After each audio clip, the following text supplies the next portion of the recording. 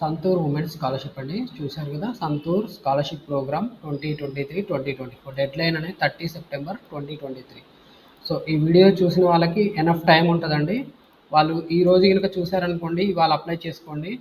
లేదు 2-3 days time అయినా పర్లేదు, మీరు కొద్దిగా ఇన్ఫర్మేషన్ గ్యాదర్ చేసుకొని ఎలా అప్లై చేయాలి అనేది మీకు అర్థం కాకపోతే నన్ను అడిగినా నేను చెప్తాను, లేకపోతే మీ అంతటా మీరు అప్లై చేసుకున్నా పర్లేదండి. ఒకవేళ మీరు ఈ స్కాలర్షిప్ ఒకవేళ మీకు పనికిరాదు అంటే, ఇప్పుడు చూస్తున్న వాళ్ళు ఉమెన్స్ స్కాలర్షిప్ మాత్రమే, ఇది ఉమెన్స్ స్కాలర్షిప్ కాబట్టి ఉమెన్స్ మాత్రమే ఎలిజిబుల్, మిగతా వాళ్ళకి ఇది అప్లికేబుల్ కాదు. అలా అని మీరు వదిలేయకండి. మీకు తెలిసిన వాళ్ళు ఎవరైనా ఒక రిలేటివ్ లేకపోతే మీ ఫ్రెండ్స్ మీ కాలేజీలోనో స్కూల్లోనో ఎవరో ఒకరు ఉంటారు కదా, వాళ్ళ నుంచి మీరు ఈ ఇన్ఫర్మేషన్ వాళ్ళకి పాస్ చేస్తే వాళ్ళకి యూజ్ అవుతుందండి. అట్లీస్ట్ ఒక్కరైనా బెనిఫిట్ పొందితే మీరు హెల్ప్ చేసిన వాళ్ళు అవుతారు. ఎలాగైతే నేను ఈ వీడియో మీకోసం చేస్తున్నానో మీరు కూడా అలాగే బెనిఫిట్ చేసిన వాళ్ళు అవుతారండి.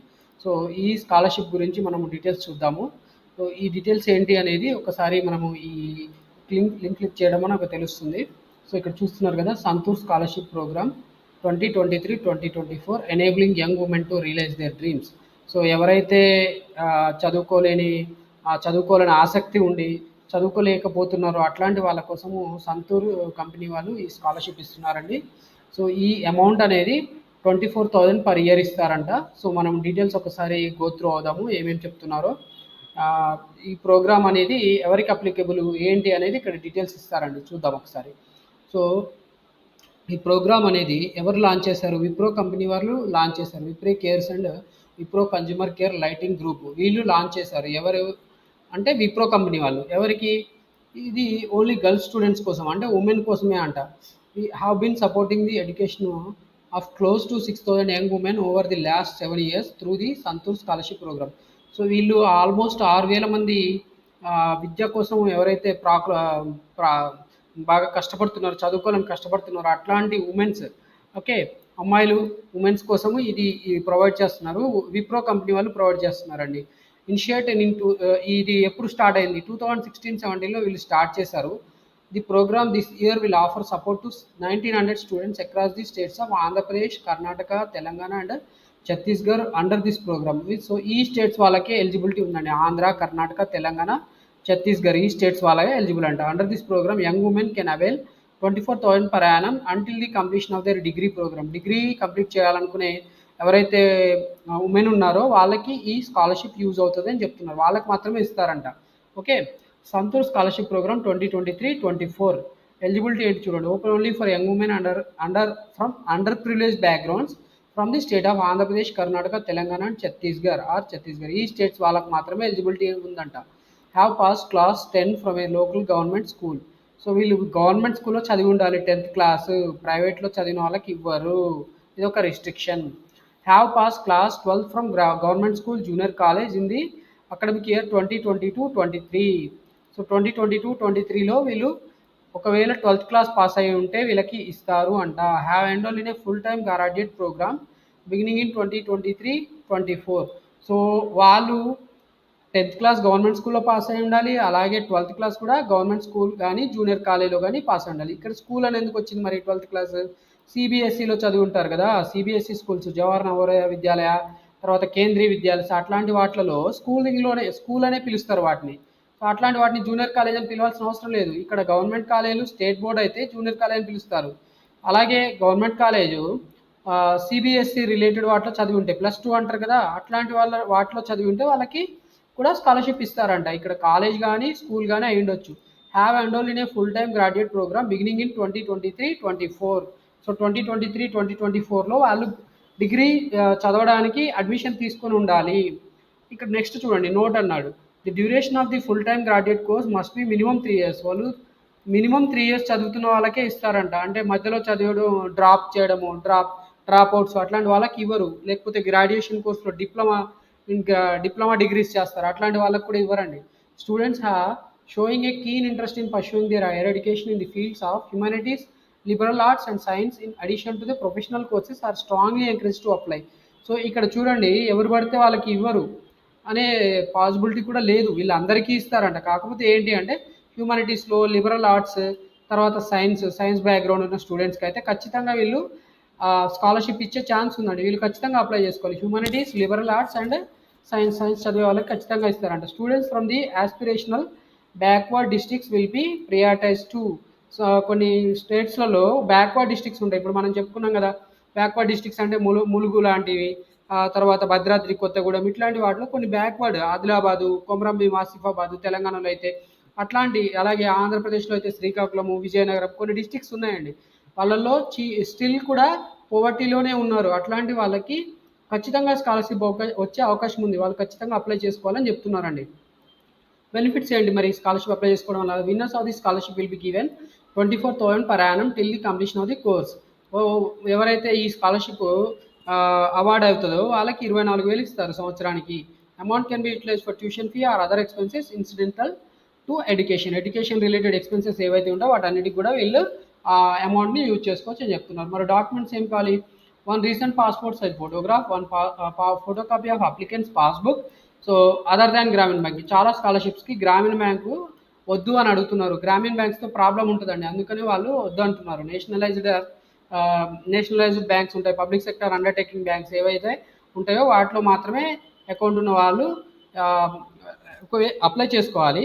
ఓకే, ఒకవేళ వాళ్ళకి అకౌంట్ లేకపోతే ఈ నేను చెప్పిన బ్యాంక్స్, పంజాబ్ నేషనల్ బ్యాంక్ అని, స్టేట్ బ్యాంక్ ఆఫ్ ఇండియా, తర్వాత ఇంకేమున్నాయి, బ్యాంక్ ఆఫ్ మహారాష్ట్ర అని, బ్యాంక్ ఆఫ్ ఇండియా అని, ఇట్లా చాలా బ్యాంక్స్ ఉన్నాయండి. ఇవన్నీ గవర్నమెంట్ బ్యాంక్స్. ఈ గవర్నమెంట్ బ్యాంక్స్లో అకౌంట్స్ ఓపెన్ చేసుకొని ఈ స్కాలర్షిప్ అప్లై చేసుకోవాలని చెప్తున్నారు. Photo copy of Aadhaar card or any given government ID card, Aadhaar card కానీ, పాన్ కార్డ్ కానీ, ఓకే, డ్రైవింగ్ లైసెన్స్ ఇట్లాంటివి ఏవైనా ఉంటే అవన్నీ పెట్టుకొని అప్లై చేసుకోవచ్చు. డ్రైవింగ్ లైసెన్స్ అంటే వీళ్ళకి ఎలిజిబిలిటీ ఉండదు, ఎందుకంటే వీళ్ళు ఏజ్ అప్పటి వరకు driving licence eligibility conditions meet అవ్వవు కాబట్టి వాళ్ళకి ఎలాగో ఉండదు. సో ఆధార్ కార్డ్ అయితే must and should be having by every one. So వీళ్ళు ఖచ్చితంగా అప్లై చేసుకోవచ్చు. ఆధార్ కార్డు ఉండాలి. Photo copy of class 10 certificate, photo copy of class 12 certificate, ఈ రెండు ఖచ్చితంగా ఉండాలి. సో ఇక్కడ ఎలిజిబిలిటీ కండిషన్ 12th క్లాస్, అంటే వాళ్ళు 10th class 12th class pass అయి ఉండాలి కాబట్టి ఇవి ఖచ్చితంగా వాళ్ళ దగ్గర ఉంటాయి. సో ఈ డాక్యుమెంట్స్ తోటి వీళ్ళు అప్లై చేసుకోవచ్చు. How can you apply? ఇక్కడ చూడండి, అప్లై నో అనే బటన్ ఉందండి. అప్లై నో బటన్ తోటి మనం క్లిక్ చేయగానే మనం బడ్డీ ఫర్ స్టడీ వెబ్సైట్లోకి లాగిన్ అవుతాము. ఒకవేళ మనకి ఈ బడ్డీ ఫర్ స్టడీ వెబ్సైట్లో మనకి అకౌంట్ లేకపోతే మనం క్రియేట్ చేసుకోవచ్చు. అది ఎట్లా అనేది మీకు చూపిస్తాను. నా ప్రీవియస్ వీడియోస్లో కూడా మీకు చూపించాను. చాలా స్కాలర్షిప్స్, నేను 3-4 స్కాలర్షిప్స్ పెట్టాను. హెచ్డిఎఫ్సి బ్యాంక్ స్కాలర్షిప్ అని, తర్వాత స్వామి దయానంద స్కాలర్షిప్ అని, ఇంకా ఒకసారి ఒక వీడియోలో మొత్తం ఏమేమి స్కాలర్షిప్స్ ఉన్నాయి వాటన్నిటి గురించి కూడా ఎక్స్ప్లెయిన్ చేశాను. సో మీరు ఆ వీడియోస్ చూసినా అర్థమైపోతుంది, లేకపోతే ఇప్పుడు కూడా నేను ఎలాగో స్టెప్స్ ఎక్స్ప్లెయిన్ చేస్తాను మీకు. సో మీరు ఒకసారి చూడండి, ఇక్కడ అప్లై నౌ బటన్ క్లిక్ చేయాలి. So apply now button click చేసినప్పుడు మనం డైరెక్ట్గా, నేనైతే ఇక్కడ నా పేరు శ్రీనివాస్ రెడ్డి పాలెం, నేను ఆల్రెడీ రిజిస్ట్రేషన్ చేసుకున్నా కాబట్టి నాకు డైరెక్ట్గా అప్లికేషన్ పేజ్లోకి లాగిన్ అయిపోయాను. సో ఒకవేళ ఇది లేకపోతే నేను లాగౌట్ చేస్తాను. లాగౌట్ చేసి మీకు ఎలా చేయాలో చూపిస్తాను చూడండి. సో రిజిస్ట్రేషన్ చేసుకోవాలి. ఇక్కడ చూడండి, రిజిస్ట్రేషన్ అడుగుతుంది. సో ఈ రిజిస్ట్రేషన్ చేసుకోవడం వల్ల మనం ఏమవుతాం అంటే, బడ్డీ ఫర్ స్టడీ స్కాలర్షిప్లో ఏవైతే ఈ వెబ్సైట్ ఉందో, ఈ స్కాలర్షిప్లో మనకి ఏవైతే నోటిఫికేషన్స్ ఉంటాయి అవన్నీ కూడా మనకి ఇంటిమేషన్స్ వస్తుంటాయి. సో ఇది లేని పక్షంలో మనం ఏం చేయాలంటే రిజిస్ట్రేషన్ చేసుకోవాలి. రిజిస్ట్రేషన్ చేసుకోకపోతే ఏమవుతుంది, మనకి scholarships notifications Rao. So first of all మనం సంతూర్ స్కాలర్షిప్ అప్లై చేసుకోవాలంటే మనం ఖచ్చితంగా రిజిస్ట్రేషన్ చేసుకొని ఉండాలి. సో ఒకవేళ మనం రిజిస్ట్రేషన్ చేసుకుని ఉంటే లాగిన్ అయిపోతాం. లాగిన్ ఎలా అవ్వాలి? నా మొబైల్ నెంబర్ తోటి లాగిన్ అవ్వచ్చండి. నేనైతే ఆల్రెడీ నా మొబైల్ నెంబరు ఇక్కడ నేను పెట్టేశాను కాబట్టి నాకు అదే వస్తుంది డైరెక్ట్. సో నేను లాగిన్ చేస్తున్నాను చూడండి, ఇక్కడ లాగిన్ అయ్యాను. నేను లాగిన్ అయిన తర్వాత నేను ఇప్పుడు ఎక్కడికి వచ్చాను చూడండి, స్కాలర్షిప్స్ సెక్షన్లోకి వచ్చాను. ఈ స్కాలర్షిప్ సెక్షన్స్లో నేను ఇప్పుడు సెర్చ్ చేసుకుంటే సరిపోతుంది. ఏ స్కాలర్షిప్ మనం చెక్ చేయాలనుకున్నది? సంతూర్ స్కాలర్షిప్ కదా. సో సంతూర్ స్కాలర్షిప్ మనం ఎలా చెక్ చేసాం? ఓకే, చూడండి ఇక్కడ ఇదిగో సంతూర్ స్కాలర్షిప్. సో ఇది క్లిక్ చేస్తున్నాను. సో ఇక్కడ క్లిక్ చేయగానే అప్లై నో బటన్ వచ్చేసింది. నేను ఇక్కడ ఆల్రెడీ మీకు ఏమేమి కావాలో డీటెయిల్స్ అన్ని చెప్పాను. అప్లై నో క్లిక్ చేస్తున్నాను. అప్లై నో క్లిక్ చేయగానే నా అప్లికేషన్ స్టార్టింగ్ పేజ్కి వచ్చింది, స్టార్ట్ అప్లికేషన్. సో ఇక్కడ నేను ఏం చేయాలి? Are you women from under privilege background from the states of Andhra Pradesh, Karnataka, Telangana, Chhattisgarh. Yes అయితే ఎస్ పెట్టాలి. నో అంటే రాదండి. చూద్దాం, నో అంటే వస్తుందా మరి? నో అంటే రాదు. యాక్చువల్లీ మిగతా అన్నీ వేసి పెడుతున్నాను కానీ నేను నో అని పెట్టాను. సో అదర్ స్టేట్స్ వాళ్ళకి ఇది నాట్ అప్లికేబుల్, అర్థమవుతుందా? సో ఖచ్చితంగా ఈ స్టేట్స్ వాళ్ళే అప్లై చేసుకోవాలి. వేసి పెడుతున్నాను. ఇప్పుడు ఇది కూడా వేసి పెడుతున్నాను. ఎలాగూ వేసుకుంటేనే ఇవన్నీ ఓకే అవుతాయి, మనం ముందు అవ్వగలుగుతాం. సో యు ఆర్ ఎలిజిబుల్ వచ్చింది, ఎలిజిబిలిటీ వచ్చేసింది. సో ఇప్పుడు అప్లికేషన్ ఎలా చేయాలి మరి? ఓకే, ఇది నా పేరు, నా లాస్ట్ నేము, నా email ID, mobile number, alternate number ఇచ్చాను, అలాగే ఇప్పుడు మాలో వాట్సాప్ నెంబర్ అడుగుతున్నారు, వాట్సాప్ నెంబర్ ఇచ్చాను, నా డేట్ ఆఫ్ బర్త్ ఇది ఇచ్చాను, నేను ఫీమేల్ అని పెడుతున్నాను. ఫీమేల్ పెట్టకపోతే ఇది ఎలాగో ప్రొసీడ్ అవ్వదండి. ఓకే, అర్థమవుతుందా? యాన్యువల్ ఫ్యామిలీ ఇన్కమ్ ఎంతో కొంత అమౌంట్ ఎంటర్ చేయండి, 1,00,000 సంథింగ్. ఓకే, మీ మీ ఇన్కమ్ సర్టిఫికేట్ చూసుకొని ఎంటర్ చేయాలి. సంథింగ్ అంటే ఏదో ఒకటి బట్టి అది ఎంటర్ చేయొద్దు. 1,00,000 నాకు ఉందనుకొని నేను పెడుతున్నాను. ఓకే, మీ ఇన్కమ్ సర్టిఫికేట్లో మీకు ఇచ్చి ఉంటారు 80,000 లేకపోతే 1,20,000 1,95,000 సంథింగ్ అమౌంట్ ఇచ్చి ఉంటారు. అది చూసుకొని మీరు అప్లై చేస్తే సరిపోదండి. సో ఇక్కడ పేరెంట్స్ స్టేటస్ అడిగాడు, సిబ్లింగ్స్ అడుగుతున్నారు, మీరు ఎంతమంది అంటే సిబ్లింగ్స్ అంటే మీ తల్లిదండ్రులకు మీరు ఎంతమంది పిల్లలు అని, అదర్ దాన్ యూ. ఓకే, ఒకవేళ మీరు ఇద్దరు అనుకోండి, ఇద్దరైతే మీరు ఒకరు ఎక్స్క్లూడ్ అవుతారు, ఇక్కడ 1 పెట్టాల్సి వస్తుంది. అర్థమవుతుందా? 0 పెడుతున్నాను ఎందుకంటే నేను సింగిల్గా అని పెడుతున్నాను. ఓకే, మా ఇంట్లో అయితే యాక్చువల్ ముగ్గురం ఉన్నాము. సో నన్ను తీసేస్తే ఇద్దరు ఉంటారు కాబట్టి నేను ఇద్దరు 2 అని పెడుతున్నాను సిబ్లింగ్స్. అడ్రస్ పెట్టమంటున్నాడు, అడ్రస్. ఓకే, సో నేనైతే ప్రజెంట్ తెలంగాణ కాబట్టి తెలంగాణ అని పెడుతున్నాను. డిస్టిక్ వచ్చి నిజామాబాద్ మాది. సో నేను నిజామాబాద్ అని పెడుతున్నాను. టౌను మాది నవీపేట మండల్ అండి.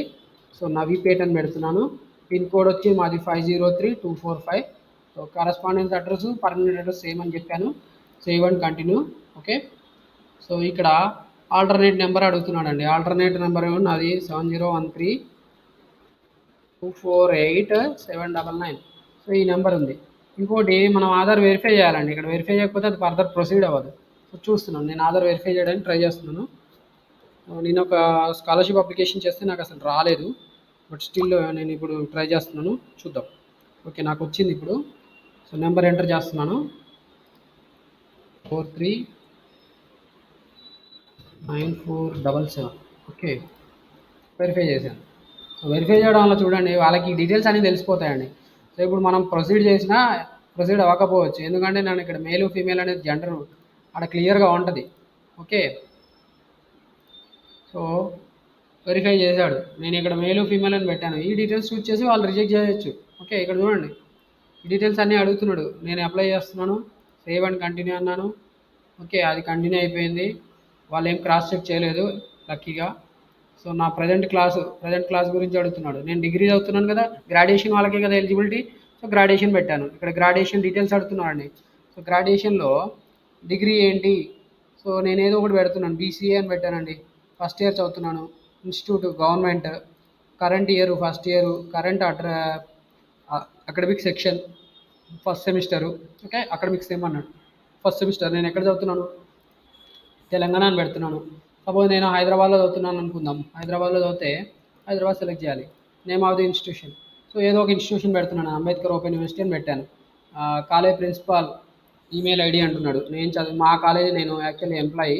సో జీబీడబ్ల్యూ సికింద్రాబాద్ 2016@gmail.com ఇది ఇచ్చానండి. ఓకే, ఏదో ఒకటి ఇవ్వడమే, నా నెంబరే ఇస్తున్నాను ఇక్కడ. సో ఏదో ఒకటి అంటే మీరు కరెక్ట్గా ఇవ్వాలి, నేను ఏదో ఒకటి ఇస్తున్నాను. నేను మీకు అప్లికేషన్ ప్రాసెస్ ఎక్స్ప్లెయిన్ చేయడం కోసం కాబట్టి ఏదో ఒకటి ఇస్తున్నాను. అర్థమవుతుందా? ఓకే, 2023 పాసింగ్ ఇయర్ అంటే ఇప్పుడు మనము ఈ కోర్స్ ఎప్పుడు పాస్ అవుతాం, 26. ఓకే, ఎందుకంటే ఆ ఇయర్స్ని బట్టి మనకి ఇది ఇస్తారు కదండి, దాని గురించి అన్నట్టు. సో 10th క్లాస్ ఎప్పుడు చదివారు అని అడుగుతున్నాడు. 10th class details Telangana board. Okay, institute government పెడితేనే ఇస్తారు మనకి. ఆల్రెడీ కండిషన్స్ మీకు ఎక్స్ప్లెయిన్ చేశాను, గవర్నమెంట్ ఉండాలి. పెడితే అంటే మీరు లేకపోయినా పెట్టడం కుదరదు. అర్థమవుతుందా? ఉంటే మాత్రమే ఖచ్చితంగా పెట్టాలండి, లేకపోతే మీరు పెట్టారనుకోండి అది ఎట్లాగో రిజెక్ట్ అవుతుంది. సో ఖచ్చితంగా మీరు ఉన్నదే పెట్టాలి. ఇక్కడ జడ్పీహెచ్ఎస్ నేను నవీపేట అని పెడుతున్నానండి సింపుల్గా. మీ మీరు ఏ స్కూల్లో చదివింటే అది మీకు తెలుసు కాబట్టి అది మీరు పెట్టుకోండి. ఓకే, సో ఇప్పుడు నేను డిగ్రీ బ్యాక్ అంటే నేను 23లో నా inter 2 years back, 21 10th class 2020. Okay, SSC marks నాకు ఎన్ని మార్క్స్ వచ్చాయని అడుగుతున్నాడు. నాకైతే 557 మార్క్స్ వచ్చాయి. నేను యాక్చువల్ పాస్అవుట్ 2003లో, కాకపోతే మీకోసం నేను ఇది పెడుతున్నాను. నెక్స్ట్ ఇంటర్మీడియట్ అంటున్నాడు అండి. ఇంటర్మీడియట్ తెలంగాణ బోర్డే కదా, సో ఇంటర్ కూడా తెలంగాణలోనే చదివాను నేను. మీరు ఆంధ్ర అయితే ఆంధ్ర, తెలంగాణ అయితే తెలంగాణ, కర్ణాటక అయితే కర్ణాటక. సో మోస్ట్లీ ఇది తెలుగు వాళ్ళ కోసం చేసే కాబట్టి తెలుగు వాళ్ళకే ఇది అర్థమవుతుంది. సో వాళ్ళు ఇది పెట్టుకొని సరిపోతుంది. ఓకే, నేను నేను చదివింది అయితే ప్రైవేటు, కానీ నేను చెప్తున్నాను గవర్నమెంట్ అని, ఎందుకంటే ఇది గవర్నమెంట్ స్కాలర్షిప్, గవర్నమెంట్ వాళ్ళకి మాత్రమే ఇస్తారు. డిస్టిక్ నేను చదివింది Hyderabad, name of the institution నేను నారాయణ కాలేజీలో చదివాను. సో నేను నా కాలేజ్ టైప్ చేశాను, మీరు మీ కాలేజ్ టైప్ చేయండి. ఎప్పుడు చదివారు? పాసింగ్ ఇయర్ అంటున్నాడు. పాసింగ్ ఇయర్ నేను 2005లో పాస్ అయ్యాను, మీరైతే ఇప్పుడు లాస్ట్ ఇయర్ పాస్ అవుట్ ఉండాలి. సో 2022 ఉండాలి, ఎందుకంటే మీరు డిగ్రీ 2023లో అడ్మిషన్ తీసుకుంటే 2022 పాసింగ్ ఇయర్ ఉండాలి. అర్థమవుతుంది కదా? సో అది పెట్టాలి. తర్వాత నాకు 964 మార్క్స్ వచ్చాయండి. సో నేను నా మార్క్స్ పెట్టాను, మీరు మీ మార్క్స్ పెట్టుకోండి. ఫ్యామిలీ మెంబర్స్ అంటున్నాడు. సో ఫ్యామిలీ మెంబర్స్, సపోజ్ నేను ఒక పేరెంట్ది, తర్వాత మదర్ది ఫాదర్ది రెండు ఇద్దరిది పెడుతున్నాను. సో మీరు కూడా అలాగే పెట్టండి. ఫ్యామిలీ మెంబర్ అంటే ఫాదర్, సపోజ్ ఇక్కడ ఫాదర్ నేమ్ మా నాన్నగారి పేరు చిన్న తిమ్మారెడ్డి. సో నేను మా నాన్నగారి పేరు ఎంటర్ చేశాను, మీరు మీ ఫాదర్ పేరు ఎంటర్ చేయండి. నా నెంబర్ ఇస్తున్నానండి. నాకు ఆ నెంబర్ పెడితే మళ్ళీ వాళ్ళ డిస్టెన్స్ అదంతా అవుతుంది. సో యాన్యువల్ ఇన్కమ్ అడుగుతున్నాడు, నేను యాన్యువల్ ఇన్కమ్ 1 lakh పెట్టాను. రిలేషను ఫాదరు, క్వాలిఫికేషను మా నాన్నగారు అయితే 8th క్లాస్ చదివాడండి. సో ఈయన గవర్నమెంట్ ఎంప్లాయ్ కాదు, ఆయన హోటల్ నడుపుతాడు. సో అది ఏదైతే అది బిజినెస్ కింద పెడుతున్నాను నేను. సరిపోతుంది. ఒక రికార్డు మీకు చూపించడం కోసమే కదండి, అందుకని నేను అది పెడుతున్నాను. అర్థమవుతుందా? 2 మెంబర్స్ అని అడుగుతున్నాడు. ఓకే, ఇక్కడ ఇద్దరు అడుగుతున్నాడు. Please add details of 2 family members. If there is no income or a family member please enter 0. Okay, మీరు చూసుకొని, అంటే ఇక్కడ ఖచ్చితంగా ఇద్దరు అడుగుతున్నాడు. అర్థమవుతుంది కదా? మదర్ది కూడా ఇప్పుడు ఎంటర్ చేయాల్సి వస్తుంది. మా మదర్ పేరు చూడమ్మ, మొబైల్ నెంబరు నాదే ఇస్తున్నాను. యాన్యువల్ ఇన్కము వీళ్ళకి 0. Okay, relation mother. సో ఇక్కడ మీరు చూస్తున్నారు, ఇక్కడ గార్డియన్ ఫాదర్ మదర్ వీళ్ళిద్దరే ఎంటర్ చేసుకునే ఛాన్స్ ఉంది. ఇన్ కేస్ పేరెంట్స్ లేని వాళ్ళు ఏం చేయాలి? సింపుల్గా గార్డియన్ సెలెక్ట్ చేసుకోవాలి. ఇక్కడ ఏమడుతున్నారు? హౌస్ వైఫ్ అని పెడతాను నేను, ఉంటాయి ఇంకా. Okay, HOU house hold, house help made. Okay, next చూడండి, రికార్డ్ హ్యాస్ బీన్ అప్డేటెడ్. తర్వాత డాక్యుమెంట్స్ అంటున్నాడు. సో ఈ డాక్యుమెంట్స్ ఏమేమి కావాలో చూడండి. ఇక్కడ passport size photograph, Aadhaar card, 10th mark sheet, 12th mark sheet, student ID proof, bank passbook, latest college fee receipt, ఇవన్నీ కూడా పెట్టాలని చెప్తున్నాడు. ఇక్కడ మళ్ళీ ఒక కండిషన్ ఇచ్చాడు, మీరు ఏవైతే పీడిఎఫ్ కానీ జేపీజీ, ఇక్కడ రెండిట్లో ఏదైనా అప్లోడ్ చేయొచ్చు, పీడిఎఫ్ జేపీజీ. దాని ఫైల్ సైజ్ ఎంత ఉండాలంటే 1 MBకి బిలో ఉండాలి. ఒకవేళ మరి మీ ఫైల్ సైజ్ ఎక్కువ ఉందనుకోండి, మరి ఎట్లా చేయాలి? నేను మీకు ఒక ట్రిక్ చెప్తాను. సో google.comలో కన్వర్ట్ కాదు, reduce. Okay, reduce file size అని మీరు కొట్టారనుకోండి, ఇక్కడ చూడండి, స్మాల్ పీడిఎఫ్, ఫైల్ పీడిఎఫ్, ఇలా రకరకాలు వస్తున్నాయి. ఏదో ఒక ఫైల్ సెలెక్ట్ చేసుకుందాం.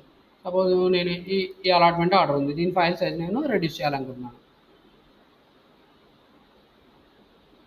ఓకే, మనకి ఇక్కడ వచ్చేసింది చూడండి, ఇక్కడ 115 KBకి వచ్చేసింది. ఇదే అలాట్మెంట్ ఆర్డర్ ఆల్రెడీ ఉన్న దానికంటే రెడ్యూస్ అయింది. ఈ రకంగా మీరు మొబైల్లో చెక్ చేసినా వస్తుందండి. మొబైల్లో అయినా మీరు ల్యాప్టాప్లో, కంప్యూటర్లో ఎయిట్లో కొట్టినా, ఈ జస్ట్ గూగుల్లో అలా కొడితే మీకు రెడ్యూసింగ్ ఫైల్ సైజ్ అని మీరు కొట్టగానే ఒక లింక్ ఓపెన్ అవుతుంది. ఏదో ఒకటి క్లిక్ చేయండి, ఫైల్ అప్లోడ్ చేయండి, తర్వాత డౌన్లోడ్ చేసుకోండి. డౌన్లోడ్ క్లిక్ చేస్తే డౌన్లోడ్ వచ్చేస్తుంది, దాన్ని మీరు ఇక్కడ అప్లోడ్ చేయడం.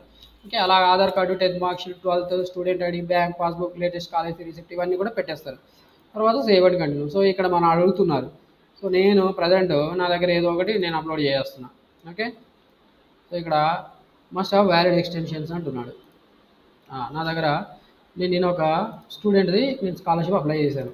ఓకే, సో దీంట్లో ఉన్నాయి నా దగ్గర తన ఫోటో. ఓకే, పెడుతున్నాను. అయిపోయింది. తర్వాత ఆధార్ కార్డు అన్నారు, ఆధార్ కార్డు తనది ఉంది. ఓకే, తన ఆధార్ కార్డు. ఓకే, నేను మళ్ళీ ఎలాగో సబ్మిట్ చేయను. ఓకే, జస్ట్ మీకు చూపించడం కోసం పెడుతున్నానండి. Aadhaar card, 10th mark sheet, వాళ్ళ 10th మార్క్ షీట్ అంటున్నాడు. సో ఈ అమ్మాయిది నా దగ్గర ఉంది. నేను ఈ పాస్ అప్లై చేశాను. ఈ పాస్ ఎట్లా అప్లై చేయాలనేది గవర్నమెంట్ స్కాలర్షిప్ ఇస్తారు కదా, తెలంగాణ గవర్నమెంట్, ఈ పాస్ స్కాలర్షిప్ కోసం తనది డీటెయిల్స్ తీసుకున్నాను. సో వాటిని బట్టి మీకు ఇక్కడ నేను చూపిస్తున్నాను, డెమో చూపిస్తున్నాను. సో ఆమె ఎలాగో ఇంటర్మీడియట్ పాస్ కాలేదు, ఆమె యాక్చువల్ 10th క్లాస్, తను పాలిసెట్ రాసింది. సో మళ్ళీ అదే పెడుతున్నాను, జస్ట్ డెమో కోసమే కదా. స్టూడెంట్ ఐడి ప్రూఫ్ అన్నాడండి. ఐడి ప్రూఫ్ అంటే నేను బోనాఫైడ్ పెట్టాను. సో బ్యాంక్ పాస్బుక్ అంటున్నాడు. బ్యాంక్ పాస్బుక్ కోసం మళ్ళీ ఇగో బ్యాంక్ పాస్బుక్. సో ఇవన్నీ నేను ఆల్రెడీ 1 MB బిలో తీసుకొచ్చాను. సో కాబట్టి ఇక్కడ మనకి పెద్దగా మ్యాటర్ ఏం కాదు. ఏదో ఒక డాక్యుమెంట్ అప్లోడ్ చేస్తూ చూపిస్తున్నాను మీకు. Save and continue. Okay, so continue అయిపోయిందండి. తర్వాత యాడ్ బ్యాంక్ డీటెయిల్స్ అన్నాడు. అకౌంట్ హోల్డర్ నేము నా పేరు Srinivas Reddy P, account number 623152035005, IFSC code SBIN002137. So మీరు కావాలనుకుంటే ఇక్కడ టైప్ చేయక్కర్లేకుంటే డైరెక్ట్ సెర్చ్ కూడా చేసుకోవచ్చు. State bank of India Navipet వచ్చేసింది. ఇది కరెక్ట్ కొడితే ఇక్కడ బ్రాంచ్ వచ్చేస్తుంది.